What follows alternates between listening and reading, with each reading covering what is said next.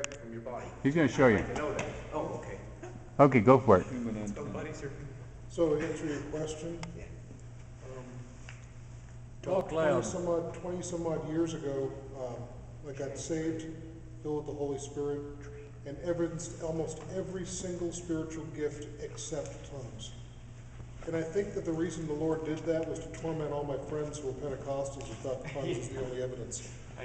So, but I went overseas. I went to Kazakhstan to minister and whatnot. And when I came back, I hit Ukraine. And they had me teaching missionary survival skills as well as doing classes in the Bible for people who wanted to learn English, right, from native speaker. And there was another missions organization there, I guess you'd call them that, but they weren't being very effective. And my classes were growing and they got kind of jealous. So they would do these kind of little petty things like lock me out of my room, which didn't work because I've worked a long time in rehab. I've got all the criminal skills necessary to get through a door. Okay, especially if I get the pastor's permission. So they'd steal my furniture, I'd steal it back, all these little things that went on. Eventually, though, they called all 5 of my interpreters. I believe in redundancy. Anyway, and told them not to come in. So I had a class of 40, 50 students that I had to teach in Ukrainian without interpreters, and the Holy Spirit gave me the ability to speak in Ukrainian. So, wow. Yeah. That was my one, I had that happen twice. Same place, same class. But that's the only time I've ever spoken tongues. Yeah. Well, there's people that have different. But I did know what I was saying. Interpretations. Oh, well, that's neat. Cause, But I know or you didn't? I did. I just finished reading this morning about Peter and John went to and they healed this guy, and then all the officials got upset because you healed this cripple, and what are you doing, and whose name are you doing this in, and don't go do it in America, don't ever talk in that name again. Okay. And so, but he didn't have your skills, and he had to use an angel to get out of prison, and then at the same time, he and thereafter, God multiplied his ministry. Well, it's hard to open a door with a fishnet. Fishnet. Yeah. That's the skills he has. General tools of the day. Yeah. A lot of women that have. A fishnet? I guess it'd be good for climbing out a window, though, wouldn't it? You can lower yourself down a couple of stories, act like a ladder. I just got a good one. You know what Peter's wife's name was? Annette.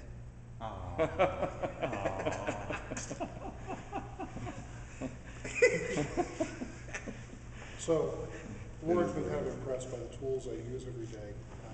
For me, they're just stuff I live with all the time because I'm traveling a lot, both here and overseas. And up at my house, I have a place up north of Spokane that I usually take guys who've been kicked out of all the other drug rehabs, and we do some recovery out in the woods. And I don't have running water or electricity. We teach survival, and there's like a cause and effect thing there. Like a lot of the shelters, they do their laundry for them, they cook for them. All those things are done for a person. And then there's this external discipline of what time they have to wake up. Make them clean their room. All these things that are done almost like military style discipline. So the minute they leave there, they're like sailors on shore leave, right? Because they're not used to any kind of self-discipline or the cause and effect that goes with like living off the land. Where if you don't do your laundry, then you're going to be dealing with bugs.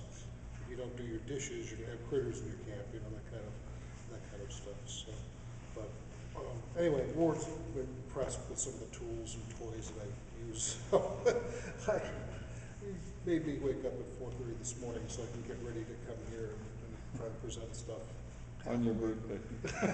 So, anyway, one thing to start with is the stuff that you carry with you, what they call an everyday carry kit, because the survival equipment that you have on you is the stuff that usually is what comes in most handy. So we'll start out with my bad pun. This is a compass with a picture of a special mushroom called the morel in the back. So this way you can always have your morel compass, because you wouldn't want to ever lose your morel compass. It's important to have a morel compass. Is morel poisonous or good? You're not getting it, are you? Yeah, oh yeah. You're not getting the morale to the story. He got it way He's before. a pond But master. if it is, I've often wondered, how do you determine what mushroom is good to eat? Typically, unless you have a lot of Poison it more. experience, you don't. So you just leave them alone. Okay, because some of them are pretty bad. Like, they have a few of them, like, one they have, one mushroom they have that looks really tasty, but its name is the Death Angel, which could give you an idea of how that's gonna go. Okay, from the Amanita It'll family. just pass over it. Yeah, exactly. So, when you see names like Death Angel inside the mushroom identification guide, and then, you go over a few more, and there's another one that kind of looks like it that's edible, you go, okay, I don't know if I really want to play this game, it's something I really want to do, yeah. So, but, many of the things you do in survival is also one of the things that you deal with a lot with in missions. As many of you might know, is that most people in the world die from bad water. Okay, it's like one of the leading causes of death in the world is contaminated wells and water. So one of the first things you start learning is how to purify water, because there's something they call the rule of threes. You have 3 minutes without air, right? 3 days without water, 3 weeks, 3 hours without proper shelter before you die of hypothermia, 3 days without water, and 3 weeks without food. Okay, and those are the order of priority. So one of the first things you do is try to make sure that you don't freeze to death or become hypothermic, right? And then after that, it's a matter of getting water. So, one of the things you start out with is ways to make fire, because you can always boil, right? If you have the fuel. So, I always have, like in my keychain, I have a few survival tools that I keep with me all the time. I have one of these waterproof Zippo-style lighters. I don't know if you've seen these, this kind of county comp thing, but I've seen a similar thing done that works really well. You just take like a mini Bic and wrap it up with some rubber bands and then stick it on a keychain. Mini Bic. Oh, okay. Yeah, like you buy a mini store. I find these indispensable. This is a magnesium flint fire starter block. I don't know if you ever see these. You can buy these at Walmart. They're cheap.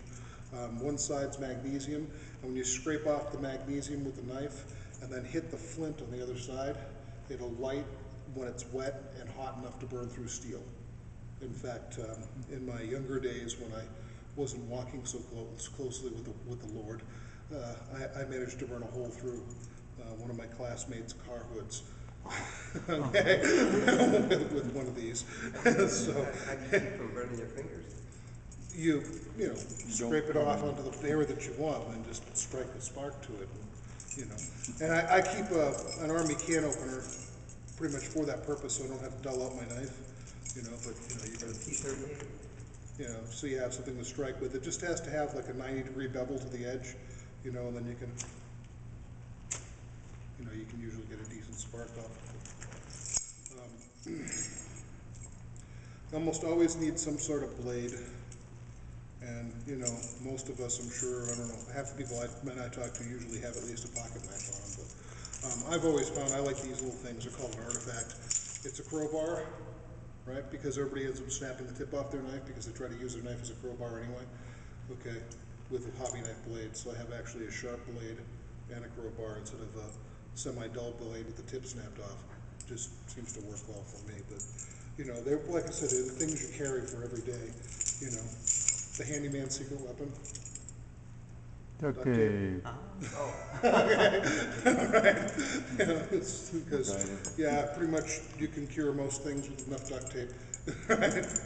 And then, as far as the shelter thing, what you find is that usually you have to carve large limbs. And I used to almost always carry a 6-inch hunting blade on me, which is great for hacking stuff down. But with homeland insecurity and all the rest of the different types of problems you run in with travel, okay, they get a little crazy if you have any knife that's longer than something you use to clean your nails with.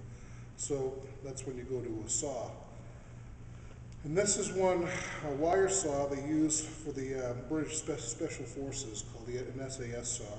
And I've added a little touch of wrapping the thing up with a little bit of paracord because it stays on your keychain a little bit better this way, and just generally keeps it untangled. And you can never have enough paracord. It's like one of those things that it's hard to do without. When you go to lash things together in the woods, you always want cordage, and parachute cord's 550-pound test. Inside, there's 7 strands, and each of the strands is about 30-pound test, 35-pound test. So, and then that can be unbraided to make some really, really strong fishing line. So you always have a little bit of cordage on you, but So are you saying that the sum total is greater than the original length, right?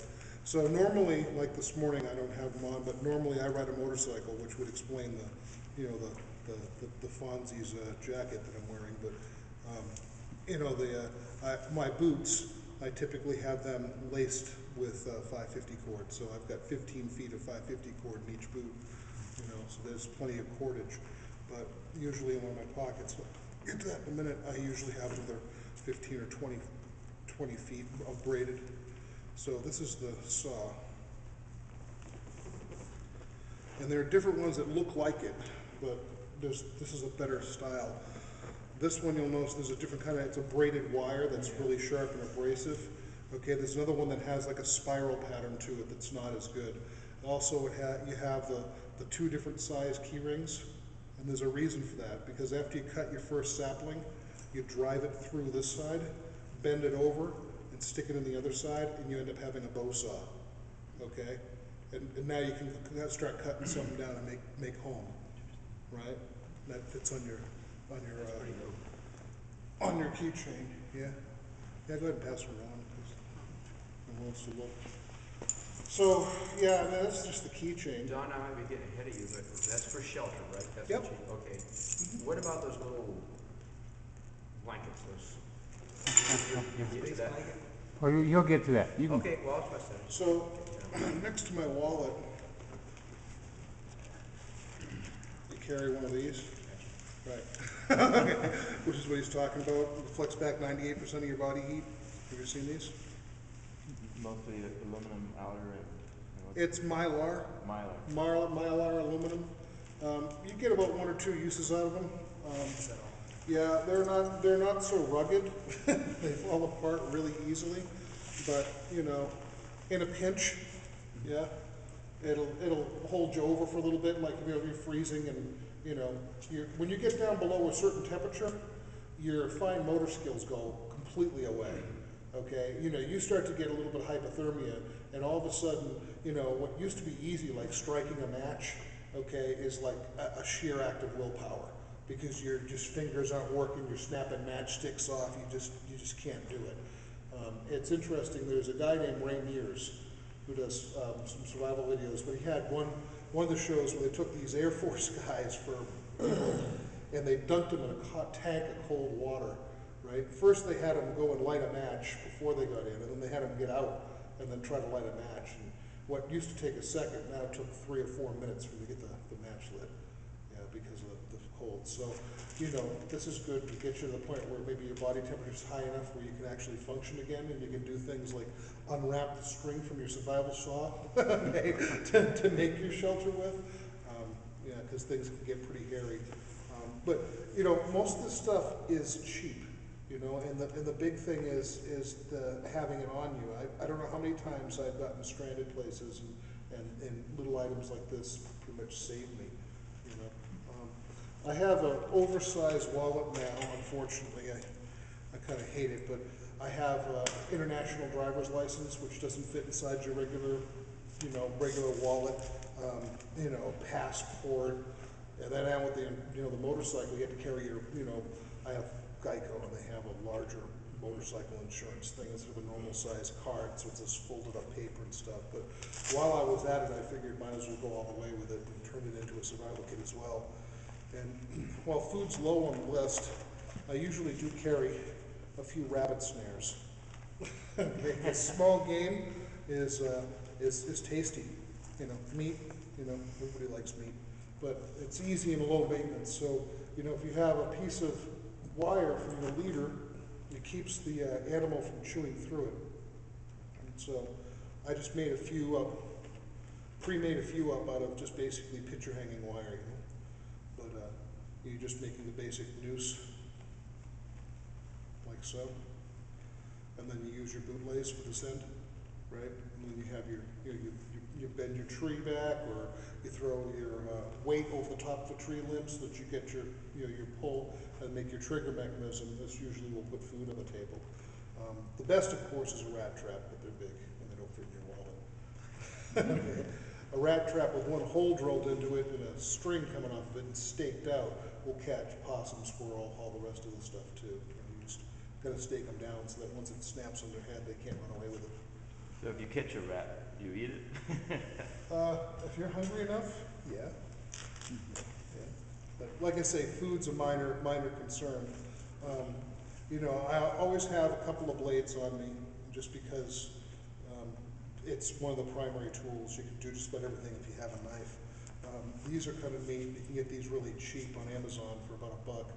It has your saw on one side, a blade on the other side, and a couple of things like bottle opener or whatnot. But this works pretty well for making small traps and things. The little saw is enough usually to cut most wood. You're not going to make a shelter out of it, but it will be really good for making that, trigger mechanism for your snares or your deadfalls and that type of thing. But you can also lash a stick to it and strap it up and make a little mini hatchet, which would take you from now until probably doomsday to cut a tree down with. But for some tasks, it's helpful. Also good for skinning if you need to. You can get that really razor sharp. And it's a compass. Yeah, the compass portion, which I have yet to test. They say in the instructions, that little hole there, the round hole, that theoretically if you could set this down like this and put water in it and take a small piece of wire and rub it in your hair and stick it in there and float it by surface tension, you'll make a compass. Sounds like an interesting theory, but I don't know if I'd really want to bet my life on that. So, You're carrying this through the woods to find your way out. yeah, I think solar navigation's the way to go. We all know basic things like Yeah, your GPS, right? yeah, well, yeah, GPS, but solar works really well. I mean, with the sun rises and sets kind of reliably in the same location every day. If you can see the sun. Yeah. Or learn it. Yeah. Well, if you're lost for any length period of time, you're probably going to eventually see the sun. Until Hopefully. Yeah. Got three the days. sun turns goat hair and the moon like blood. Right. In which case, you've got bigger things problems. on your mind Right. than whether or not you're going to have having a rabbit or squirrel for dinner. You don't have a lot of time left.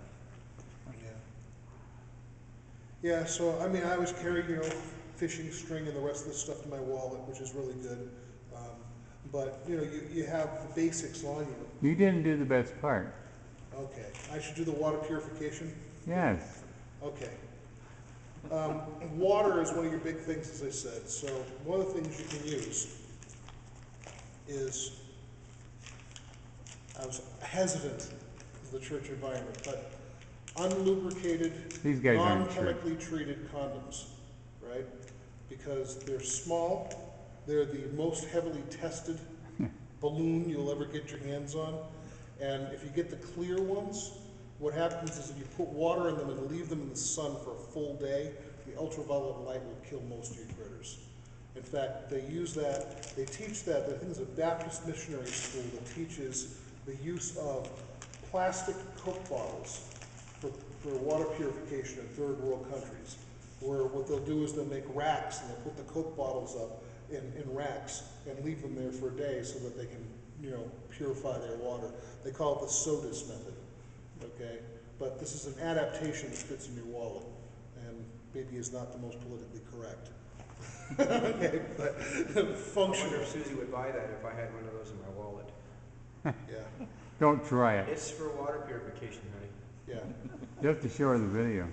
And of course, there's the stuff you normally, I don't know, most guys have, everybody has most people I know have at least, the MacGyver tool of some type, I like the Gerbers just because they have that thumb stud on them so that you can use them as a pocket knife.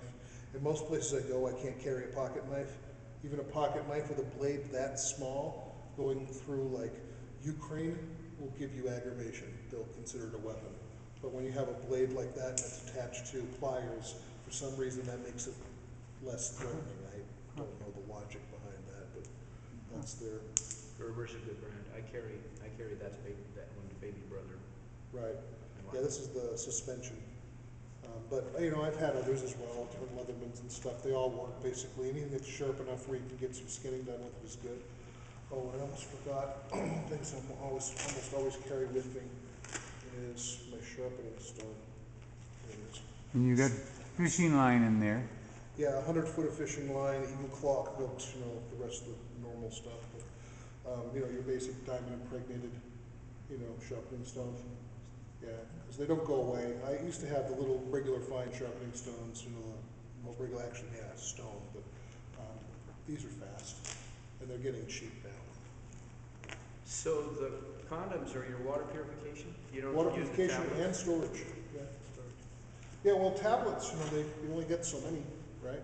I can keep refilling those condoms from now until doomsday. Oh, I Yeah. see. And if you put them inside one of your socks, right, that makes a pretty decent canteen. The sock protects them from abrasion. Oh, I see, okay. So you Thing put is, them- how would you get your foot if you got a condom with water in No, your no, no, sock? no, you take the How you sock gonna put your off. shoe on? Yeah, take I your sock understand. off, take your sock off, put the Forgot bottom that of the step. sock, right? I left a step out. You just died. Make it a clean game. Yeah. Gotcha, Tie that the makes sock sense. to your belt, you know, and off you go. That's 1 liter of water inside of a sock. Yep, Yeah, it works decent. pretty good. So, you know, normally you have different phases of the kit, but this is something I almost always have on me in my pack or around me. And this early in the morning, it's really kind of an important thing. This is my coffee pot, and I built kind of a small survival kit around my coffee pot. Okay. Because who can survive without coffee, right? So, Morning. again, paracord, okay, and a single strands, 550, 7 strands inside of it. This is quite a bit. I daisy chain it. You know how you can undo like a feed sack? Same idea, so you pull it, it comes out real quickly, but makes a decent lanyard. You know, inside, again, for the cooking, your metal cup so you can boil some water, right?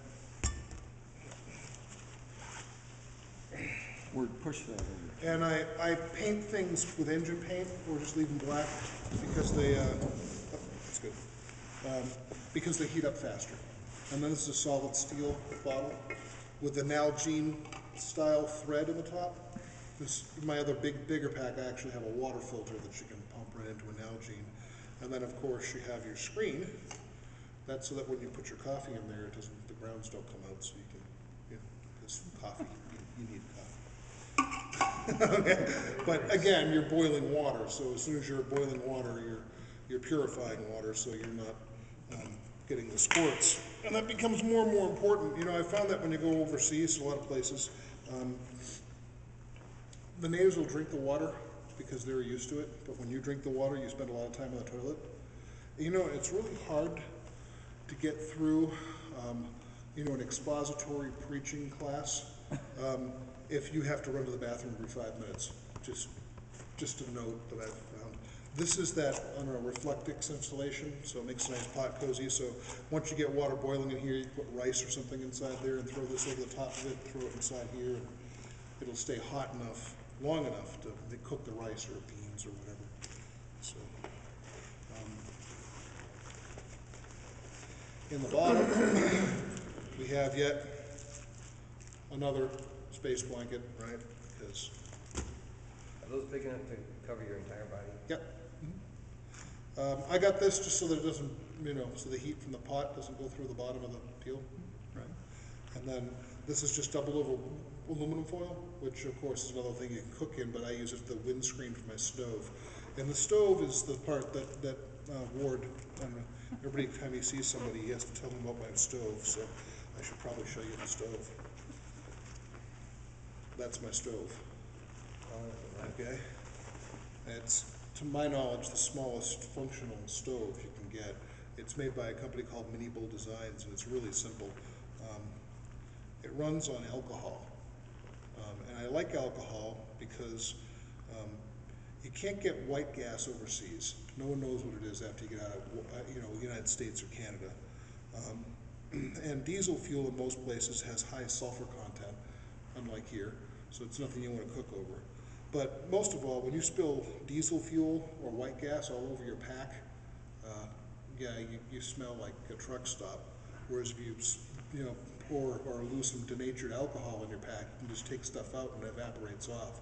Also, when it catches fire and spills all over the counter, okay, and your kitchen's burning now, you throw water on diesel fuel or gasoline, and you've just really kind of you've just made the problem worse. Whereas with alcohol, it's water soluble, so when you put water on alcohol fire, it goes out. So just kind of in general, it's kind of safer and nicer to work with, and it's cheap and found in almost every country. If they don't have denatured alcohol, like in the Soviet Union, you'll have no problem finding vodka. And vodka powerful enough to keep the stove going. So. 100 proof. What's that? 100 proof. No, 100 proof is 50%. You want 180 proof, which they have. Yeah. That'd be like, we call that in the States Everclear, or Everclear. They have that in some states here. Yeah, things just pop well. This is what they call a ferro rod. I don't know if you're familiar with these, but this is just another way to make spark, right? And they throw better sparks than the ones on the magnesium flint blocks, you know. But I use it for the stove because you can light the stove from a little bit distance and hit a spark to it. It works pretty well. This would be the alcohol. One of these bottles is 2 ounces. 1 ounce is enough to make a pot of coffee. And I've got 2 bottles in there. You did bring your burner that you made the other night? I did, yeah. All right, cool. You He's didn't bring that impressed with? by that. Is one the storage container and one the burner itself? Yeah, one side of it has carbon felt, which doesn't burn, right? That's the burner side. Gotcha. Okay, and the other side just basically is we add the fuel so that, you know, because it doesn't hold a whole lot, you know. So to keep it going, you can just squirt a little bit more inside the other cup. And like I said, it takes about 1 ounce, half of one of those bottles to boil it, to get that hot enough to make coffee.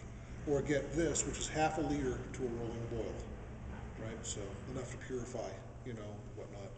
So Is it gravity feed? Do you have to elevate the fuel side? they have to be about the same side or higher. Alright. So I have a pot stand I use when I'm indoors. When I'm outdoors, I just dig a hole, right? Put a little hole in the ground for it to go inside of, you know, with your finger. But I made this. I'm sure that somebody with better machining skills would come up better than what I did with a pair of tin snips and some old sheet metal from some ductwork. Real, you know, the real duct tape that they actually use in HVAC nowadays, because for some reason they went away from the other cloth back stuff into this metal stuff. Anyway, so you throw that like that. And then I usually have an Altoids tin on me with something in it, you know, and that ends up being the same size, so, you know, like that. Put the Altoids tin underneath the thing, and voila, there's your stove, right? So, but yeah, you can get those online for like $20, the little stove. This is not really hard machining task, you know. That's the silicone line that comes from espresso machines. You know, it's high temperature and whatnot. So. But yeah, and then usually I have my little auxiliary pouch off the side. Coffee, of course. Ramen. Okay. And trash bags. One of the ultimate survival tools. Again, it goes into that whole idea of shelter. They put a lot of time and effort into thinking ways to make plastic, thin plastic that won't like break by the time you get to the curb full of garbage. And because of that, if you take a trash bag and you split it open, it makes a really good tarp. Because it's thin, it's lightweight. You take stones and you put them in the corner, you know, so that it makes a grommet. And then once the stone's in there, you wrap your line around it, and that's what you lash to. And they're really, really durable. I take 2. One I use for the tarp. You can take the other one and jam it full of leaves, and that becomes your mattress, right? So it works. They work really, really well. So with that, and then the space blanket itself, it's under the pot.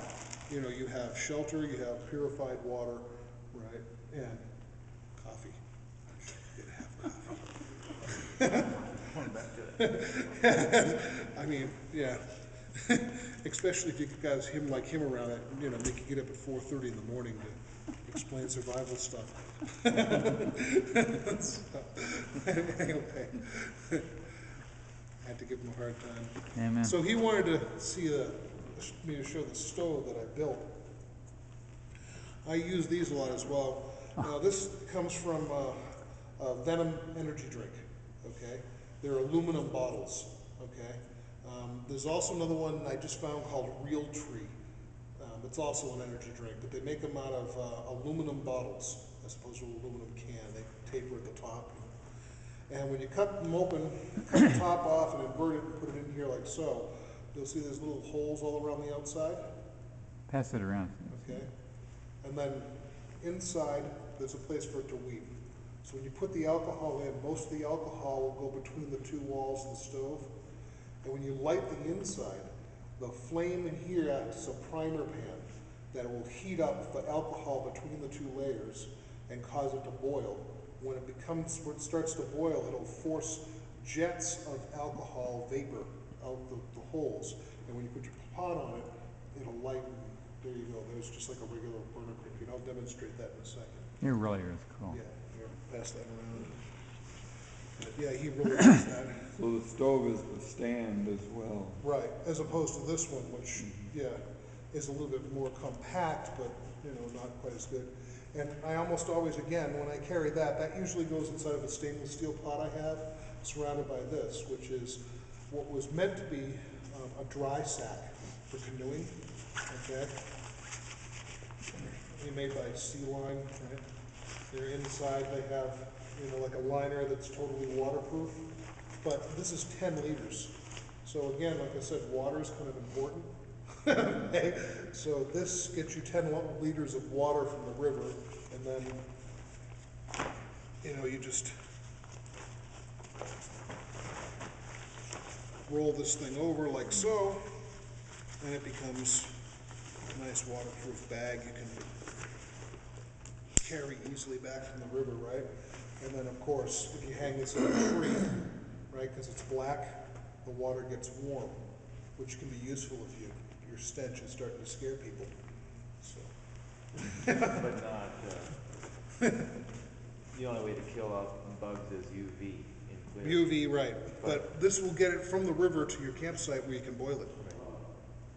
Yeah. What water circumstances would not be treated by UV? None. None. None. Every critter. Can be killed by UV if done well enough. You have to filter the water to the point where it's clear though, right? So, I'll get that second as I'm going through my pockets, but, I almost always carry some type of bandana.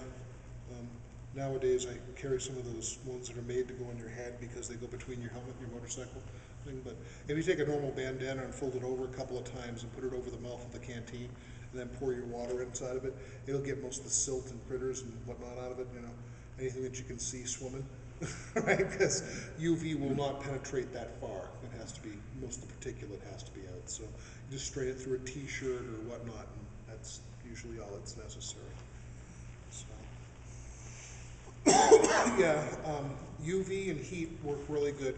There's also a thing they call a biosand filter that's bigger, that's getting really popular with missionaries going to third world countries, where you take a large pipe or concrete piece or whatnot that's about that large in diameter and this tall, and you put the bottom as gravel, then you put sand, and then at the top of it you put something that'll diffuse the water when you put it in, so it won't disturb the top layer of sand.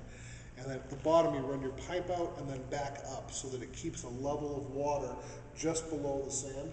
And what will happen is after you pour a little bit of water through it, it'll eventually, the organisms in the water will start to pretty much cannibalize themselves in that top layer of sand. It creates a bio layer, and it'll end up being, purifying the water, which works good in a third world stationary position, but not real portable. So, but, if you're like in a village in Africa and you're boiling your water and you're all healthy and they're all dying from, dysentery, then, that's a good option as well as the Coke bottle routine. So, yeah, so that's the basics of the survival stuff. Once you get there, of course, you get administered. And one of the things that I found that really is helpful, as you probably know, because we all live in modern day, is having a laptop of some type. What? Yeah, Mr. Simplify over there probably doesn't agree, but anyway, when you get overseas, this is my interpreter as well, because I don't have a lot of infrastructure. So you'll notice I have the little stickers that you can put on the keyboard, okay? And the stickers you put on the keyboard have your other language. So like this one has Russian, because I tend to spend a lot of places in Russian-speaking countries, so you can get to the Russian alphabet. And with the translator program, you can type out what you want to say, and then flip it to the Russian side, and hand it to them, and they can peck out what they want to say, and now you know how to try to find a translator. Now, there's times where God provides. One of the more humorous ones that I like to tell, especially when I go to conservative churches, they love this story. I was in Kazakhstan. I was being arrested pretty regularly, but once every 3 days I get arrested for handing out Bibles or just generally being a Christian in a Muslim country. And I was at a loss because I couldn't find any interpreter that I could use to be able to minister to the police really effectively. I did a certain amount through the computer, but I really wanted to get get my full preach on, you know? Okay. So I finally found one person in the whole town that spoke English. It was the local prostitute. So I enlisted this local prostitute, and we went to the police station, and I used the local prostitute to evangelize the Muslim police. And while it worked, you know, it wouldn't probably be the wisest thing to go duplicate, but while it worked and it was effective, they actually started a Christian-based drug and alcohol rehab center when I left there. But Sort of like the woman at the well. yeah, I found that for the most part, this created a lot less political and social implications and problems, right? There was just, I don't know, and it's cheaper to feed. You know, this you can go up and take home and learn how to speak Russian at night with one of these, but if you take home, you know, the lady of the evening, you're probably going to blow your witness, so. Anyway, so. Solar power? What's that? What power is it? Yeah, it has a 6-hour battery, but I have the regular plug-in that's at the house, but you know, your standard one that runs off a car battery, okay? Now, a lot of times when you go to the store and you ask the electronics guy behind the counter, who is clueless about what actually alternate power means, what they will do is they'll hand you a little device that'll turn 12 volt to 110, right? They call it an inverter. And then they'll tell you to plug your transformer into that, and then that goes to the computer, right? And that's fine if you want to carry around a solar array that's larger than his truck, okay? Because every watt, you know, it adds square footage, okay? So it takes a certain amount of watts just to turn that 12 volt to 110, right? And you're losing a lot in heat and fans and all that. And then it takes more juice to take the 110 and transform it back down to the 18 volts you need for your laptop, right, again, through a transformer that's generating even more heat, okay, and to finally get to the point where you charge your laptop, which only needs about 5 or 6 watts. Okay, so this is a 6-watt panel, and what I found is that when you take a 6-watt panel and run it through your little 12 volt to 18 volt direct transformer, it's enough to run most netbooks. You know, full-size laptops will take a little bit more, but this is an item you can get on Amazon for about 35 bucks, okay? It's semi-flexible, okay? They make ones that actually roll up. They're about $300 for the same size solar cell. So me being on a budget, okay, I went with this. It was a cheaper option, okay? But they come without any cords or anything to plug in. They just have bare wires in the end. So I get one of these, which I also use when I'm on my motorcycle. You know, you clip the alligator clips to the wires or onto your battery, and out the other side comes, you know, a cigarette lighter adapter, right? It's like a $10 or $15 item. So like this, all this stuff, oddly enough, is more common and available than you'd think. Even though it seems most folks don't use it, it's there and available. What's under the tape? What's that? What's under the tape on that? The solar panel. Just the place where the wires connect. Okay. I just tape it up back a little extra with a little duct tape, you know, the handyman's secret weapon, right? I have lots of it, but it's good. It kind of waterproofs the connection a little bit more. So I hang it out in the trees and the sun and stuff, and it works pretty well. When you're arrested for giving out Bibles, do they take all this stuff away from you? Temporarily, and then they usually give it back. You know, that's been my luck so far, anyway. Yeah, there was one time they took me in a train to have me tortured, to go to a place they call the KMB. It's like in Kazakhstan's the equivalent of the KGB, right? So it was a 2-day train ride. In the period of time before they got me there, I made friends with the guy who had arrested me to take me to the KMB. I ended up spending the night at his house, fixing his computer, giving his kids some Jesus comic books and videos. And then I went to the police station the next day and got the virus off the rest of the computers at the police station. So by the time I got to, from the police station to the KMB headquarters, I had a good amount of friends, and I managed to get let off. But they didn't pay for my return trip in the train. But anyway, you can't have everything. At least I didn't disappear to a dark, bad place where they torture you and you disappear. So, yeah. Have you had associates that have gone into incarceration and you've never seen them again? There are a couple who have gone off to places and been beheaded, in Chechnya and in South Ossetia. Yeah, I don't know anybody who's still currently arrested personally. I mean, I hear a lot of news, as Daniel does, through, different news wires and, people that kind of work close in the same circles that I work in. In Eastern Europe, one of the biggest organizations over there for that is School of Christ. And they're based out of Texas. There's a guy named Bert Clendenin that started it. He died last year. But anyway, they have some 300 or more churches that he started in mostly former Soviet Union countries. And a few years back there, when they had that Georgia South Ossetia situation, 3 pastors and 200 missionaries were killed. So I know some of those were friends of friends. No one I knew directly, but You talking about when those people came in and captured a school and well, they took over. I mean, there was a big blow up. I mean, both the Western and the Eastern news kind of show a real slanted view of what kind of happened there. But in a nutshell, what happened was Georgia wanted to kind of rattle some sabers and act like they're, more Western so they could kind of boost their chances of getting into the EU, and got a little bit of skirmish with South Ossetia, which is Russia, thinking that Russia is weak now. They were mistaken. And then Russia, doing the things they normally do, like swatting a fly with an atom bomb, retaliated with just a wee bit more force than probably was necessary to get the point across. And in the middle of that, you have all this disturbance. So now it's an excuse for Muslims to persecute Christians, and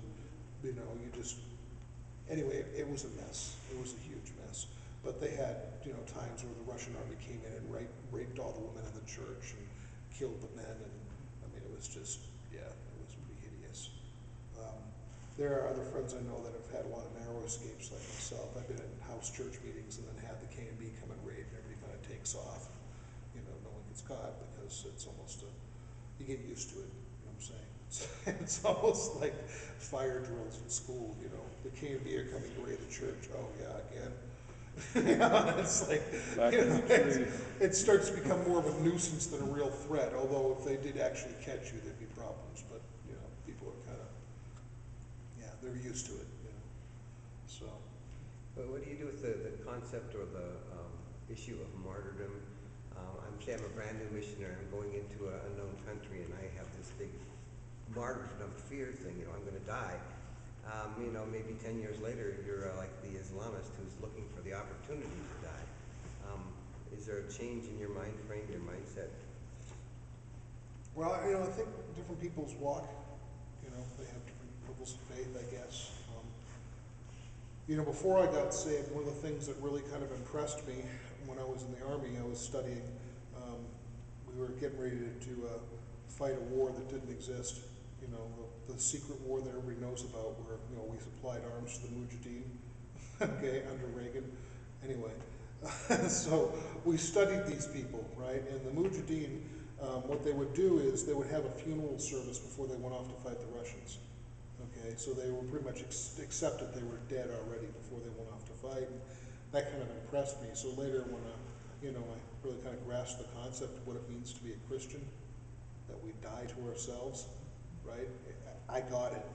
Okay, the idea is that, we're already having a funeral, okay? When we got dipped in the water, we were admitting we're dead, okay? We no longer live for ourselves. So the person who's saying that, gee, I don't know if I should go because I'm afraid I'm gonna die, I would probably tell them to get saved.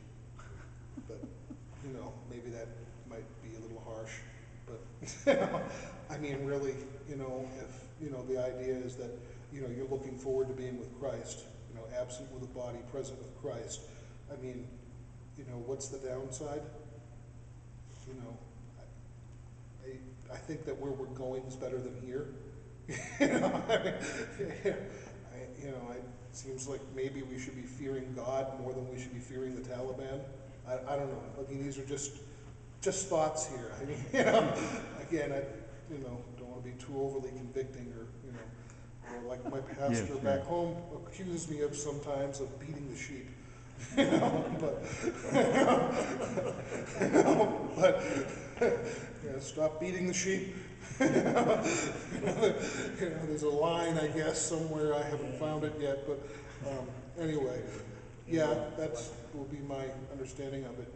The things I do worry about to some extent is those who are going over who have family, and people dependent upon them, and those people maybe aren't saved. That would be a concern, I guess, to a certain amount. How do you attend to a person who has a family and they want to take the whole family? And there's a big different risk factor. There are a lot of variables that, Yeah. if captured, They all die, right? Are they all Christians? well, or they can use them as Right. levers to force their will. And so you think of the family issue, should all missionaries be single unattached? No, I wouldn't say that. But I think that all missionaries should be Christians. Well, then they're not. Right. So that means like the whole family's saved. So if you're dragging around unsaved family members on the mission field, I don't think that's wise.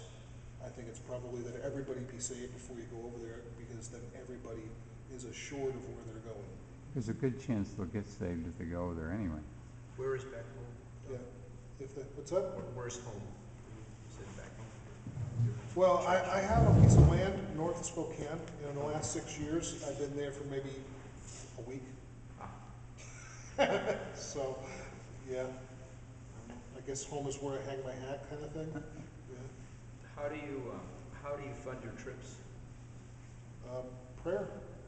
Awesome. Yeah, I don't have any missions. I don't have any missions organization backing me. I have no. I used to have a church that would pray for me occasionally and back me, but they closed. My pastor is in his late 90s, and he once he got on the oxygen bottle and things went downhill, he pretty much had to retire. He's been wanting to retire for 30 years, so he managed to finally do it. When did you start what you're doing now? Well, it kind of depends on what part of it. I mean, when I was younger, I had a kind of weird childhood where I moved out of the house and continued to go to school as an emancipated minor. So I lived in the woods going through high school, which is kind of weird, being that I was in a town where 80% of my graduating class went to Ivy League colleges. So, they were all driving Beamers to school and stuff. It's kind of a different place to be living in the woods. Anyway, so that, some of that skills and stuff come from there. But I think first missionary or first missions or ministry work was starting a rehab north of Spokane about 25 years ago now, almost. Yeah, I had been married for a full year to an unbeliever who decided to depart, and my life went to hell. I mean, just that whole torn up situation. And anyway, I had said the sinner's prayer a year or two before that, okay, which it didn't. I got convicted a lot more often, okay, but I can't say there was a whole lot of outward fruit at that point. But after my life kind of went downhill with the divorce and all that, I kind of really turned back towards God and stayed there. And that's when I helped start the rehab. It's a place now called the Lord's Ranch. maybe 60 guys at a time up there. A couple of years ago, I got to help them send out their first missionaries to Europe. So guys that went in with drug and alcohol problems are now ordained pastors and missionaries coming out of that place. And they, if you wait long enough, they'll probably come to one of these cities around here and feed people on the streets, because they do cross-country trips in vans and go out and feed people in the streets and try to find other people who need help, and we'll transport them back to Spokane. Yeah, it's kind of a different situation. But anyway, yeah, the overseas stuff, I spent 4 years mostly in Russian-speaking countries.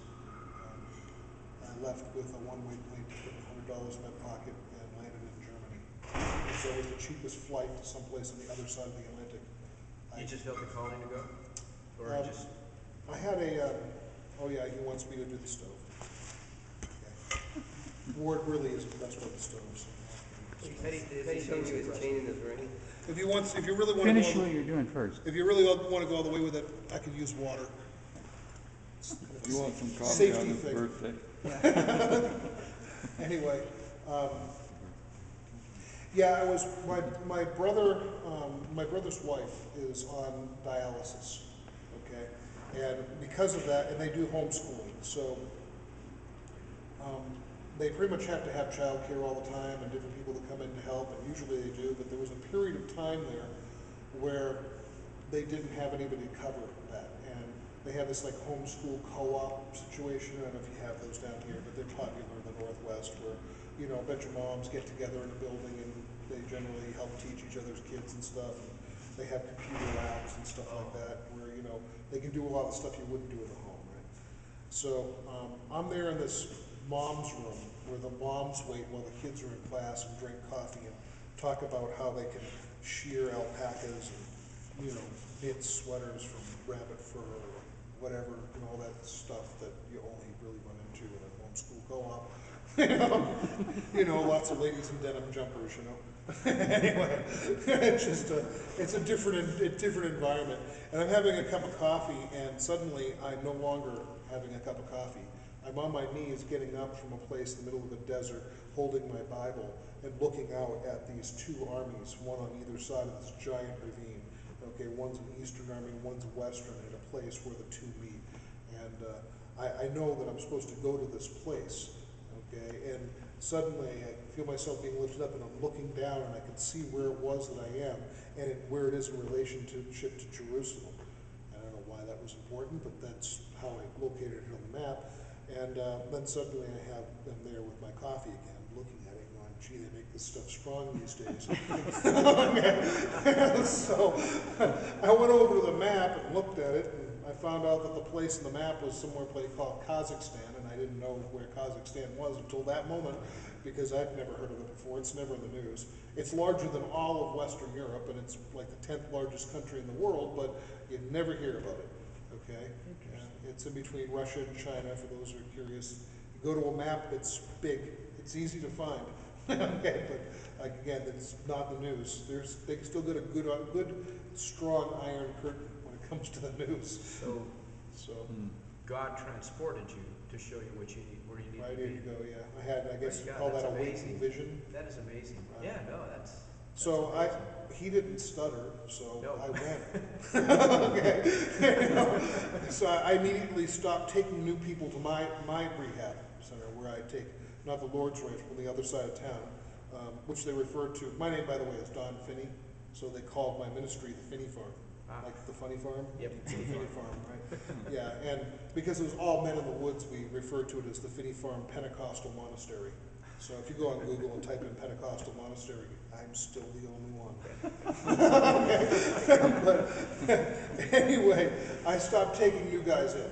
So they normally would drop people off my driveway day and night, that got kicked out of all the other rehabs. It's like I was the last stop before the street, right? So I stopped taking new people and shutting down, and eventually I managed to run into some people. Tell them what you gave them when they arrived. Oh, I'd give them lumber wrap. Are you familiar with this stuff? It's the stuff they put on pallets of lumber, units of lumber, when they transport it. So I'd give them a hunk of that and some baling twine. And I'd take an old coffee can with a loop of wire on it and a bag of rice and a knife, and I'd time to go off over there and build the dream, you know. And then I usually make them memorize Deuteronomy 23, 12 through 14.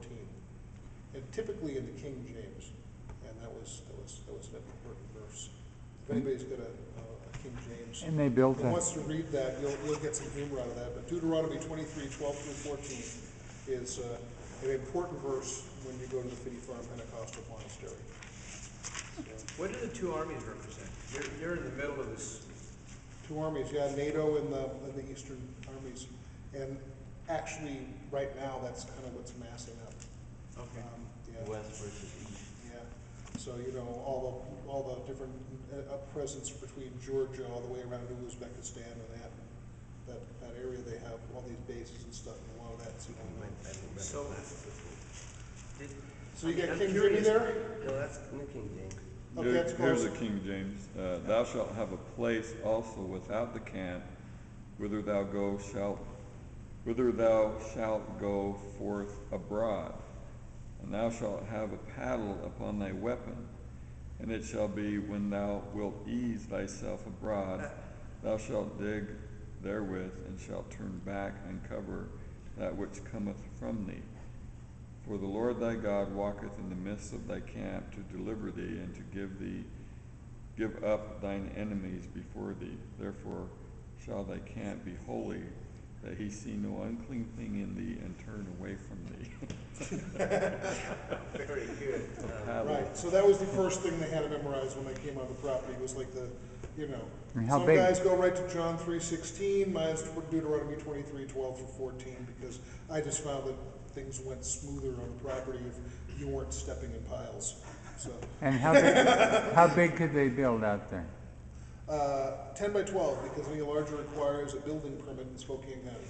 So, yeah, as big as they want is up to 10 by 12. And they build a place out of pallet wood and stuff like that? Sometimes have pallet wood, sometimes sticks and twigs, you know, whatnot, but I'd start them off with lumber wrap and baling twine. Because most of the people I know have cows and horses, and when they cut off that's free, you know what I'm saying? And the other half of my friends are in construction, so, you you can go to most of the building supply stores, actually, when they break the pallets, they have dumpsters full of it, so they're more than happy to get rid of it, so you just go buy it. Here you go, free tarps and baling twine, build your dream. And then usually, rather than do all the stuff like I'm doing today at once, I would just let them develop their own questions and then answer it as needed, you know.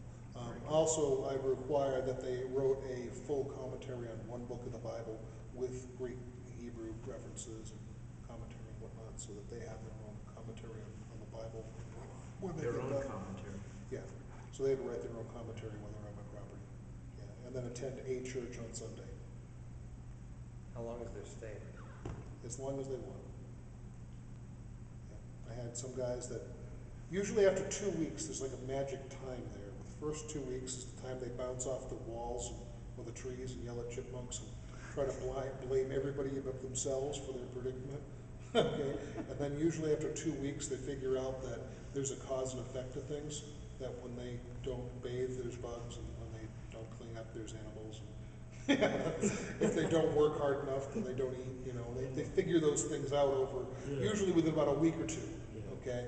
And then after that, then they try to get rid of them, actually, they kind of want to hang out more. Do you have any pictures of these dream tabernacles where they built? Not on me, no. Yeah. Yeah, it's- Keep going in your bag down there, yeah, your computer bag. Oh, okay, yeah. So, other small stuff, because you're already charging the computer, and your regular charger for the computer will handle pretty much any voltage, right? The regular ones will do 110 or 220, because like everybody else besides us is using 220, right? Okay, the only difference you have to do is have a little adapter for the plug. You don't have to change the voltage, you just have to manage to get a way to stick it in the wall and it'll work on your computer. So now, what you find is that you can do almost everything else with USB, okay? Cell phone chargers, whatnot. Like this is your double and AAA battery charger that charges off of the USB, right? You get your desk lamp, right? Runs on USB, right? pretty much everything can run off of the USB. So you run this into the computer and then the computer to that Yep, USB? that's one way. The other thing you can do as well Who's in it? is you get one of those, right? USB at one end with a cigarette lighter on the other. Okay. Now, what works really well is you can do things like you can make a solar cell, which I've done. Okay, this was made to do 4 AA batteries, and I got it at Harbor Freight. They're just known for cheap garbage, but basically, I ripped all their electronics off, which died within about a month and a half, and just soldered in a USB cord, right? So now you have a 6-volt, USB is 5-volt, but 6-volt panel with USB on the other end of it, so that you can use that to charge and run most of your USB equipment. I have a Nokia phone, so Nokia phones are similar. You can take USB on one side with a Nokia tip on the other, right? Or to charge it. Yeah, so you can charge your cell phone. Right? Okay. Yeah. Gas receipts. I try to keep track of how much I spend on my motorcycle. What kind of motorcycle? Honda Shadow 700. So, anyway, yeah, gadgets in my pocket. And this is available? Or Yeah. did you have to? Yeah, there was another little battery thing I have in my pack. I have more gadgets in my backpack, but there was a thing called a Zap. I got it at Bartell Drugs, of all places, but it's a little battery about this big that had a USB in and a USB out. You could charge it off the USB port, and then you had USB power in a battery form that you could use, and it came with like this cord with a bunch of different tips on it. But there's a few other places you can get them as well. Nokia themselves, you can order one, for your Nokia. But I mean, each brand of phone is going to have their own. And that same thing when you're looking for your 12-volt adapter, you have to look at the one for your manufacturer of laptop, because they're all different. And then, because internet being what important as it is, that's 6 hours. But these are kind of nice. Have you seen the Kindles? Right? It's like a book, only it works with electricity. But these go 3 weeks on a charge. Okay, and they charge off of USB as well. So you can charge this up solar, and then you've got USB powered, and it won't run Java, Flash, or do color. Okay, so there's no movies, YouTube, and all that stuff, but you can at least get your email and like write home and say, can someone please give me a plane ticket out of this hellhole, right? Which is good. And you can have a Bible on there too, and I have multiple Bibles. This will hold 3,500 books. So I've got the Bible, the Strong's Concordance, several Bibles, the Strong's Concordance, Fox's Book of Martyrs, Wormeran's Tortured for Christ. I had to throw the VOM stuff out there as well as pretty much everything Luther's ever written, and Murray, and then a bunch of other different stuff. I got lots of books. 100 gig? No, it's not that much gigs, but text doesn't take hardly any space at all. And then, of course, it also plays tunes, which is nice, because you're going to have that good worship music. Let's see here. 3 weeks on a charge? 3 weeks. You can play music for 3 weeks too? Yep. Lay down our burdens, our cares, our troubles before you. Make us true. You are our all in all. So it's nice, so you can have your. We worship you. Is it the newest kind? There's multiple levels of Kindle or something, right? Do you know which one? They just came out with some new ones. This is just before that. Okay, this is like the one that's about $120. That doesn't have the 3G, it just has the Wi-Fi. And I went that way because when you send documents to yourself through email, the 3G can cost you money. The Wi-Fi never does. He goes to McDonald's and connects. Oh. Is that the Amazon format or a different one? The other one? Amazon. Yeah. But Amazon, contrary to some reason, I think it must be advertising or something, but there's some reason where a lot of folks think that you can't open other formats. on the Kindle, but you can open up PDF and all the other stuff. And then they have a document service to just email the document to your Kindle address, and it converts pretty much anything into Kindle format. So, and then when it's in Kindle format, it'll read it to you out loud, which is kind of nice when you're driving. But, yeah. But anyway, but internet, you know. Yeah. Yeah, Yeah. right. Well, actually, I got little headphones. Right, he does. Yeah. So you just run the headphones up inside your helmet, and you're driving, and, it works. Oh, just wait, start your thing. It's 7:13. Yeah, Just nothing, let him do nothing. this and you can go. But Okay. You gotta I see can go it. anytime I want. You can, I'm He thinking- likes it when I make things go on, catch fire. Make so. it level.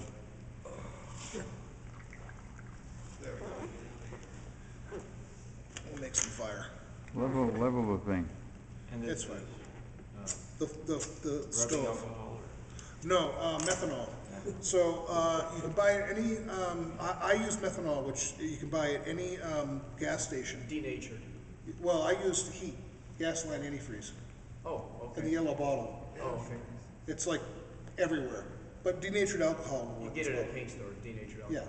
Yeah. Yeah. Yep, but, Isopropyl is what you get at CVS. right. If you burn isopropyl, then right now you'd be smelling it. Oh. Whereas with the methanol and denatured, you're not, and it leaves no smoke or soot or anything like that. So what happens is this thing, like I said, that fire in the middle heats up the stuff inside the two layers, and it causes it to vaporize, and now you see it blooming, right? So then you can throw that on top of it like so, and make yourself some coffee. Man, So that's how that works. Isn't that cool? that is amazing. So, I mean, it's simple. You said it heats up the stuff in the middle. Explain that to me. In between the two layers, Yeah. right, there's alcohol, right? 'Cause when I poured it in, it went down, so, It's vaporizing it. yeah. a gas stove, man. It forces it's like convection. Well, there's liquid, the bottom of that is domed, Fumes. right? So when you pour the alcohol in, most of it dripples down the sides, and it's caught between the two layers of the wall. of the- That's what I didn't understand. How Right, so when you have a fire going here, it heats the aluminum up and causes this portion in here, that alcohol in there, to start to boil. And then when it boils, it creates fume, right? Right. The fume comes out the holes and, forces the right, and lights. The vapor So comes out. There you go. So then it pressurizes, and there you go, there's your deal. And we're talking just a couple of ounces, right, for that. I mean, the other one's smaller, obviously. Yeah. It's So how long nice. do you think that'll burn to some? On 1 ounce of, 1 liquid ounce of fuel will heat, will, to a rolling boil, 2 cups of water. Or half a liter, which is what that counts. So, this is about the same, but it takes longer to do it. Oh, Yeah. I mean, as far as the efficiency of the fuel, so. But, Thanks for coming. let's see if that actually comes up on a video, because most of the time, blue flames don't photograph well. I see it. I see it on the screen. Why don't we have Ward put his finger in the thing? Do you have an email address or something? Full website, like I say, if you Google Pentecostal Monastery, you'll find me. Or John Finney. Don Finney is PH. my name, PH. But, like I say, there's only one Pentecostal monastery, there ever has been, so it still comes up. And there's only one Don Finney that I know of.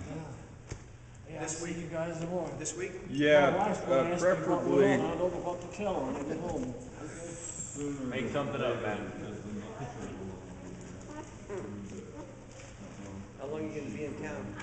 She's ready.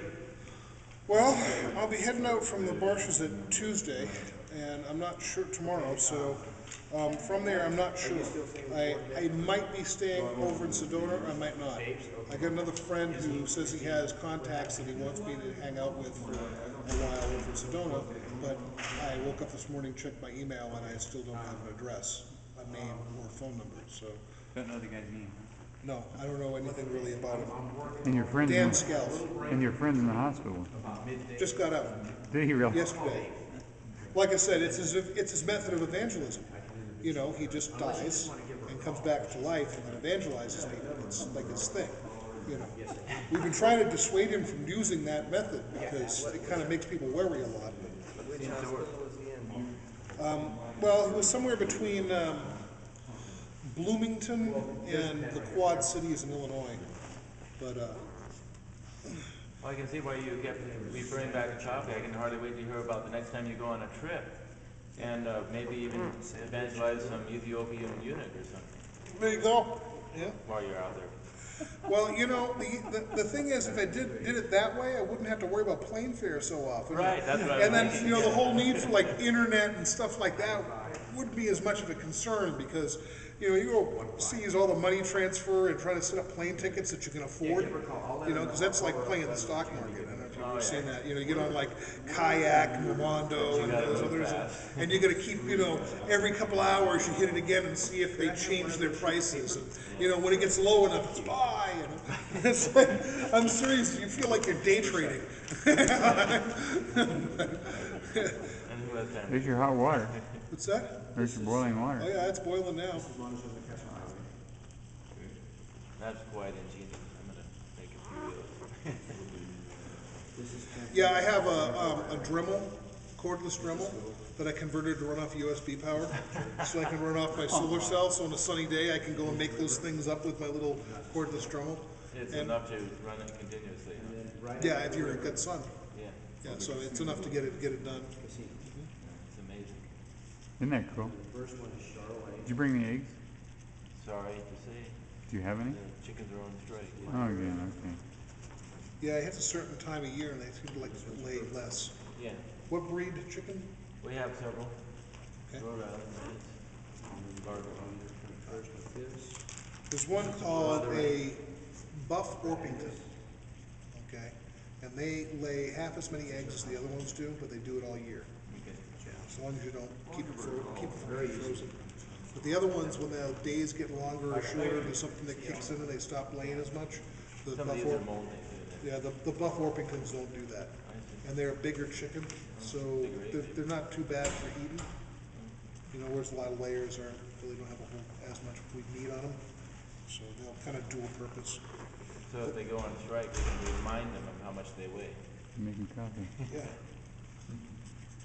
Well, it's like I used to do a lot of backpacking with goats because they make great pack animals. And when they become uncooperative, they taste just like deer. Very yeah, we have goats. And I let them know that too, you know? It's like, You know, taste just like deer. it's like you can either help me go out and pack deer or you can become dinner, you know? So it's like they're And they look at you with their silly smile. silly smile, yeah. Well, you know, they have that, goats and cats, I like both of them a lot because they have this kind of independent personality that doesn't really want to go along with the program. You know, you have to be a little bit brighter than the animal in order to get them to do what you want. I mean, dogs are a lot simpler. They kind of naturally want to make you happy. They make mistakes because they're usually a little bit dense. Have you ever eaten a cat? No. Well, I think so, but I'm not sure.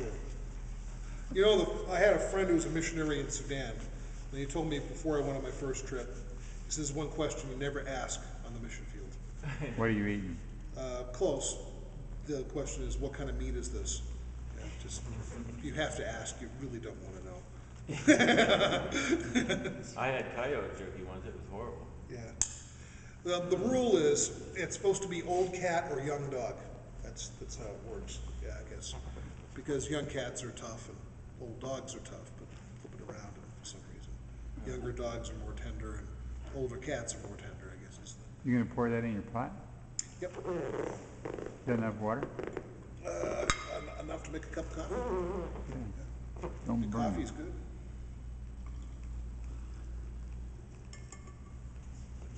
So have you developed a large supply of exotic coffees in all your travel?